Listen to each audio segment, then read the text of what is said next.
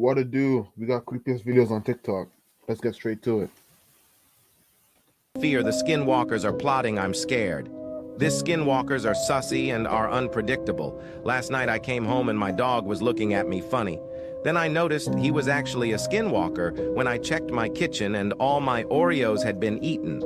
I was so upset, so I had to say goodbye to my dog as he was a skinwalker and I was really sad. I also lost my grandpa to a skinwalker back in the day. So be safe out there, guys. These skinwalkers don't play about. If you see a skinwalker, remember to hide somewhere which is dark and they won't see you. Remember not to look a skinwalker directly in its eyes or then it will become chasing you and acting sussy. If you start getting the sensation that your pet is now a skinwalker, say its name, and if it doesn't react, then your dog is not skin. Japanese yokai, Uwan. That Uwan was is a weird, guys. yokai that is more I don't often know what to heard say about than that. seen. Its name comes from the unique sound it makes. The sound Uwan is usually heard in the darkness. For the longest time, there were no records of its appearance until the Edo period when artist Sawaki Sushi gave this yokai its form. This yokai will usually disturb passerby by leaping out and shouting Uwan. Anyone who faints from this will never regain consciousness. However, if you shout back Uwan at the creature, it will Uwan. flee and never bother you again. If I can do this to someone I don't want to talk to, Uwan, bye, I don't want to talk to you. Okay, bye. That would be great. For real. I'm still trying to make sense of this very strange video coming in from Big Dill on YouTube. He was in the woods in Iowa when all of a sudden this happened. Check this out. Pay very close attention. So I'm up at the ridge line right now, about where the fence is at. And so behind this fence over here, there's a wood line. It's about 9:48 in the night. So we just heard it scream a little bit ago. I don't know if you can see past this, but so behind this where I'm pointing right now, there's a forest back there, and that's a pretty big forest. It's a state park. So there's nothing that's back there and it's protected, so I don't know.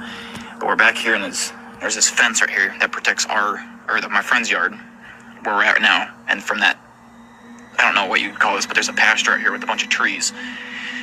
You can't really see them. I don't know if you can see that tree or not. You see that tree right there, that fern, right there? That's a fern, and then there's a bunch of other ferns all around. And it gets more dense as you go back. But what happens is this creature comes up against this fence, and it jumps this fence. And it was standing, we think, right in this where I'm standing right now. And my friend's inside right now. But I'm getting this footage. And did you just fucking hear that? That was fucking it. That's fake, man. Oh. Fuck this, I'm out. Fuck this. Let's talk about the most banned children's book in the 1990s, Scary Stories to Tell in the Dark. Guys, they did this book so dirty, I need to tell you about it. And if you guys don't know, Scary Stories to Tell in the Dark is a children's horror book that was written by Alvin Schwartz and illustrated by Stephen Gammell. But these books compiled a bunch of folklore stories, accompanied by really creepy drawings, like this one. But these drawings unfortunately led to the book being in the top 10 most banned books in the 1990s. That's because parents deemed the book to have inappropriate and violent themes. The book started being pulled off of school shelves, leading to a drawing redesign in 2011 by another artist named Brett Hillquist, leading the drawings to be dramatically changed, and basically no hate to that artist, but not scary at all. Examples include the dream going from this to this, the haunted house going from this to this, Harold, one of the There was a movie on Netflix about scary stories to tell in the dark. I seen it. It was pretty terrifying. Yeah. the most popular stories going from this to this, the red spot going from this to this, as well as so many others.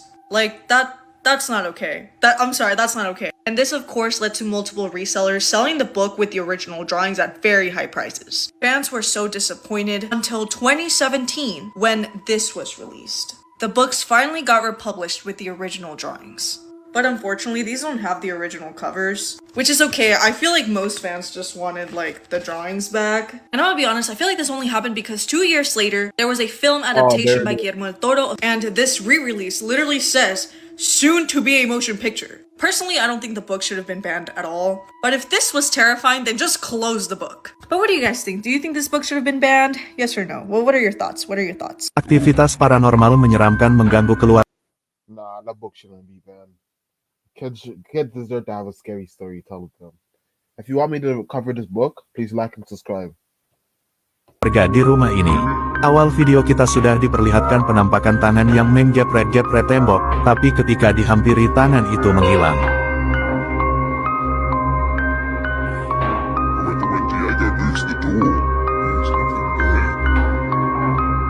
Bapak ini bahkan menabur garam di lantai untuk membuktikan kehadiran makhluk goib ini, dan lihat garam ini seperti diinjaknya.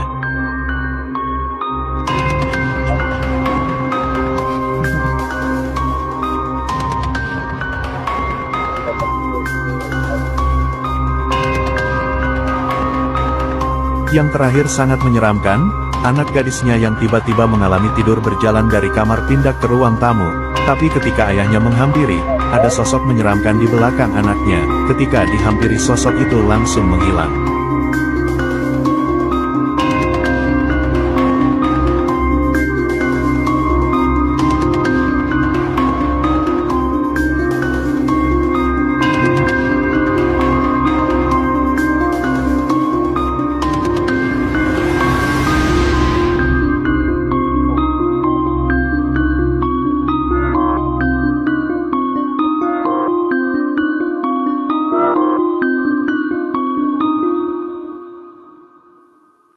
Alright guys, let's talk about the Dear David incident. The Dear David incident is when Adam Ellis tweeted about a ghost haunting him inside of his apartment. He tweeted, "So my apartment is currently being haunted by the ghost of a dead child and he's trying to kill me." He gives very detailed accounts of what he sees during sleep paralysis. He states he sees a child with a dented head, and that the child is trying to hurt him. The next day, he dreamed about a little girl and she was explaining who this creature was.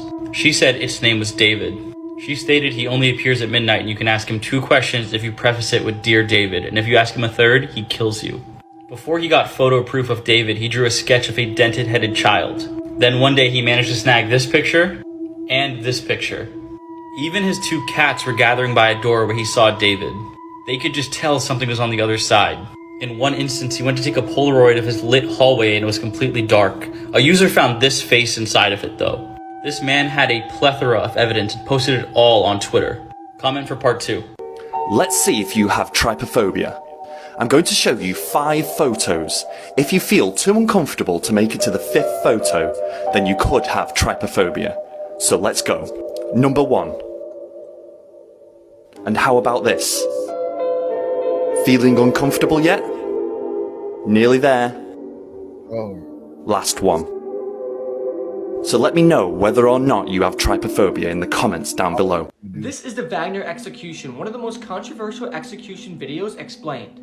The video that I'm about to explain was uploaded on Telegram and it went pretty viral. It begins by showing the victim in a dark room with his head taped to concrete blocks on the wall. Behind him, a man holding a sledgehammer and wearing camouflage clothes can be seen. Dimitri, who is the victim, then says, "I went to the front part of the Wagner group, but while I was on the front line, I realized this isn't my war. Today, I was on the streets of Dnipro where I was then hit in the head and lost consciousness. And when I woke up, I was in this room where they told me I would be put on trial." After he reads this statement, his head, which is taped to the concrete blocks on the wall, is hit extremely hard by the man with the sledgehammer in the side of his head, which crushes his head completely and causes his body to fall back on his back. The killer then continues to smash into the face of Dimitri over and over. But the weird part about this video, and what makes it extremely controversial, is that a second video was posted of Dimitri claiming that the Wagner group spared his life. He said, in Wagner, everyone has the right to correct his mistake. When I got to captivity, I told a lot of stuff, but I'm still ashamed. But it was my only option to stay alive. When I got back from captivity, I brought back valuable intel which saved many lives of our boys, and for that reason I have been forgiven.